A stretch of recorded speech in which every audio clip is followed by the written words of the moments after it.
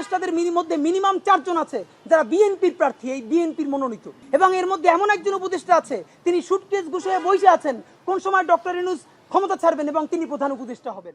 ফ্যাসিবাদ বিরোধী আন্দোলনের সর্ববৃহৎ রাজনৈতিক দল বিএনপি। এই বিএনপির প্রতিষ্ঠাতা জিয়াউর রহমান দিল্লির বিরুদ্ধে যাবার কারণেই তাকে শহীদ হতে হয়েছে।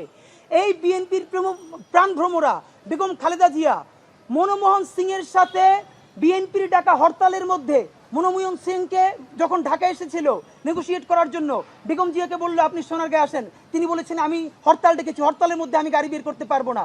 এটা দিল্লি থ্রেট হিসেবে নিল।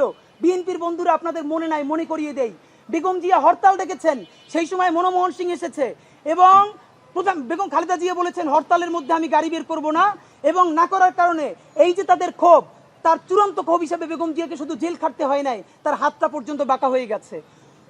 জিয়ার বিএনপি, খালেদা জিয়ার বিএনপি, এই বিএনপির প্রতি বাংলাদেশের স্বাধীনতা সার্বভৌমত্বের দায়ও বেশি, সুতরাং তাদের প্রতি আমাদের কথাও বেশি। বিএনপি এখন পর্যন্ত নির্বাচন নিয়ে যতগুলো কথা বলেছে এর অলমোস্ট সবগুলো লেজিট, আমরা বুঝি এগুলো বৈধ, কিন্তু তার সমস্যা হলো সে আর্টিকুলেট করতে পারে না যে সেনাবাহিনীর একটা অংশ যে কোনোভাবে ক্ষমতায় যেতে চায় বা ক্ষমতা গ্রহণ করতে চায় বা জরুরি অবস্থা জারি করতে চায়, সুতরাং দ্রুত নির্বাচন না হলে জাতি ক্রাইসিসে পড়বে। এই কথা সে বললে সেনাবাহিনী তার সাথে থাকবে না, এই জন্য সে এটা বলতে পারে না। নাম্বার 2, উপদেষ্টাদের মধ্যে কেউ কেউ ক্ষমতা প্রলম্বিত করতে চায়, এটাও যদি সে বলে ফেলে মাঝে মধ্যে চাপে পড়ে, এটাও সে বলতে পারে না, এই জন্য সে শুধুই নির্বাচন করে। তো নির্বাচন করাটা তো সমস্যা না। বিএনপির প্রতি আমাদের প্রথম আক্ষেপ হলো আপনারা কেন জুলাইয়ের রাজনীতিটা করলেন না বলেন? আপনাদেরই তো উচিত ছিল জুলাইয়ের রাজনীতি করা। এনসিপিকে আমরা পরে ধরবো। আপনারা যতবার নির্বাচনের কথা বলেছেন আমরা প্রত্যাশা করেছি আপনারা প্রতিবার আগে বলবেন বিচার করতে হবে, সংস্কার করতে হবে, নির্বাচন দিতে হবে। দেখেন আজকে আমরা যারা বিএনপি করি না কিন্তু শহীদ জিয়াকে ভালোবাসি, তারাও তো বিএনপির পক্ষে দাঁড়াতে পারছি না। কি তারা সংস্কার এবং বিচারের কথা না বলে শুধুই নির্বাচনের কথা বলছে, আমরা তার পক্ষে কিভাবে দাঁড়াবো? সুতরাং বিএনপির উচিত ছিল এই জুলাইয়ের সমস্ত আন্দোলনের স্টেক নেওয়া। তার কথা বলা উচিত ছিল যে অতি দ্রুত জুলাই ঘোষণাপত্র দিতে হবে। এই যে বিএনপি যমুনার সামনে অবরোধ করলো, শাহবাগ অবরোধ করলো, এই অবরোধে আমরা অংশ নিতে পারতাম। আজকে বিএনপি বলুক জুলাই ঘোষণাপত্রের জন্য ঢাকাকে অচল করে দেওয়া হবে, দেখেন আমরা লাখ লাখ মানুষ অংশগ্রহণ করব। বিএনপি জুলাই ঘোষণাপত্র নিয়ে অবরোধ করছে না, বিএনপি সংস্কার নিয়ে অবরোধ করছে না, বিএনপি বিচার নিয়ে অবরোধ করছে না। যখন সে শুধুই নির্বাচন নিয়ে কথা বলবে তখন তো আমরা এটাকে ফিল করি দিল্লির ছকে সে পা দিয়েছে এবং তাকে দিতে হয়েছে। প্রশ্ন হলো বিএনপি এটা বোঝা সত্ত্বেও সে কেন এটা বলে? কারণ দুইটা, তার দুটো দগদগে স্মৃতি আছে। বিএনপির প্রথম দগদগে স্মৃতি তার ১/১১ স্মৃতি। সে ২০০৬-এর পর সেনাবাহিনীর কথা মতো চলে নাই, সেনাবাহিনীর বিরুদ্ধে কথা বলেছে এবং সেই সেনাবাহিনী 111 করে বিএনপিকে মাইনাস করে আওয়ামী লীগকে শুধু ক্ষমতায় আনে নাই, বাংলাদেশকে ধ্বংস করে ফেলেছে। সুতরাং এবার বিএনপি সেনাবাহিনীর বিরুদ্ধে যেতে চায় না কোনোভাবে।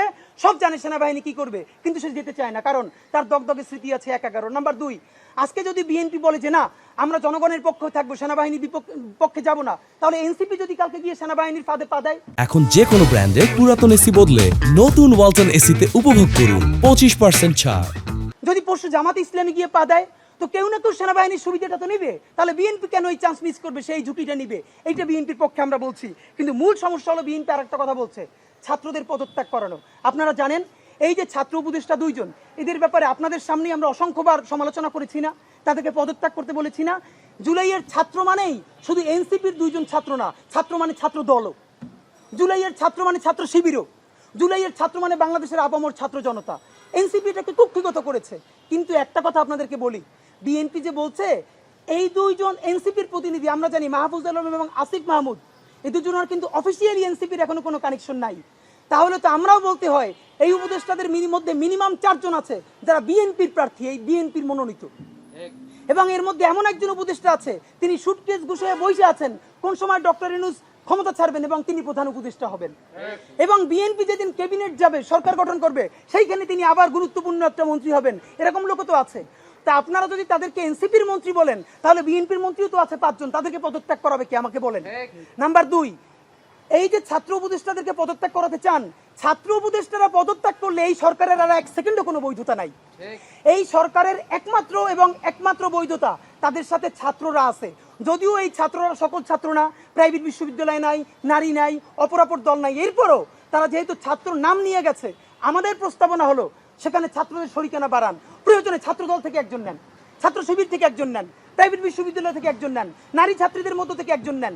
আপনি ছাত্র বাড়ান, কিন্তু আপনি ছাত্রদেরকে পদত্যাগ করতে বলেন কেন? তাহলে এই সরকারের বৈধতা কি? তো বিএনপির ক্ষেত্রে এবং সর্বশেষ আমাদের যেটা, তিনি সরকার স্পষ্ট দেখতে পাচ্ছি মনে হচ্ছে বিএনপি যেন এখন সেনাবাহিনীর মুখপাত্র, মানে সেনাবাহিনী যেটা অফিসিয়ালি বলতে পারে না সেইটা এখন বিএনপি বলছে। আমির খসরু মাহমুদ চৌধুরী গতকালকে বললেন তার মতো প্রাজ্ঞ রাজনৈতিকবিদ, হ্যাঁ সেনাবাহিনীর প্রধান তো এই বক্তব্যটা দিতেই পারে, এটা আবার আপনাকে অ্যাড্রেস করতে হবে? আমরা জানি আপনাদের 111-এর দগদগে স্মৃতি আছে, দিল্লির বিরুদ্ধে যাবার কারণে আপনাদের জীবন নাই হয়ে গেছে, কিন্তু দেখেন আপনাদের ক্ষতি হবার সাথে সাথে আপনারাই কিন্তু হেরে যান নাই, আপনাদের সাথে সারা বাংলাদেশ সাফার করেছে, আমরা সবাই সাফার করেছি। আমাদেরকে একা করে দিয়ে আপনারা দিল্লির প্রেসক্রিপশনে চলবেন? আপনারা সেনাবাহিনীর সাথে এভাবে কোনো চিন্তা ভাবনা ছাড়া একাত্মতা পোষণ করার কোনো অধিকার আপনাদের নাই। সর্বশেষ বলি, বিএনপি আপনারা তো আসলে কিভাবে জেনজি আপনাদের সাথে একাত্মতা হবে? দেখলাম দুদু উনি তো ফ্যাসিবাদ বিরোধী আন্দোলনের নেতা, তিনি বললেন বিএনপির যত কর্মী আছে প্রস্রাব কইরা দিলে নাকি সব ভাইসে যাবে এই অন্য অন্য। আপনাকে বিনীত অনুরোধ করি, গত 16 বছর আপনার প্রস্রাব করতে নিষেধ করছে কেডা?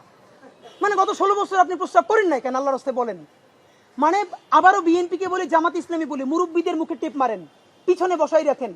এই আন্দোলনে যত শহীদ হয়েছে, যত যোদ্ধা, তাদের গ্রুপ, এইজ গ্রুপ 21 থেকে 35, বিএনপি জামাত ইসলামী সকলে আপনারা তরুণদেরকে সামনে আনেন। এই মুরব্বীদের কি কথা বলে দেখেন, বলে প্রস্রাব করলে ভেসে যাবে। এটা তো আওয়ামী লীগ তো বললে আমরা জিব্বে ছেড়ে ফেলতাম, এখন তো আওয়ামী লীগের চেয়ে উনি কি কথা বললো? তা আপনার একটা কথা বলি, এত প্রস্রাব যখন পেটে নিয়ে 16 বছর রয়েছেন, 28 অক্টোবর 2023 পল্টনের সামনে যখন সমাবেশ হয়েছে, গ্রেনেড মারতে পারে নাই, তার আগে বুড়া নেতৃবৃন্দ মুহুর্মুহু কইরে পালাইলেন। আমরা বিএনপির কর্মী না, তবু 1 ঘন্টা সেখানে স্টেজের সামনে দাঁড়াইছিলাম, কোন একজন মাঝারি মানের নেতাও আসে কিনা আমরা প্রতিরোধ গড়ে তুলবো, একজনও পারেন নাই। যত লাখ লোক আসছে, প্রস্রাব করলে তো আওয়ামী লীগ ভাইসে যাবে, তখন প্রস্রাব চাইবে কোথায় রাখছেন? মাথায় উঠেই রাখছেন।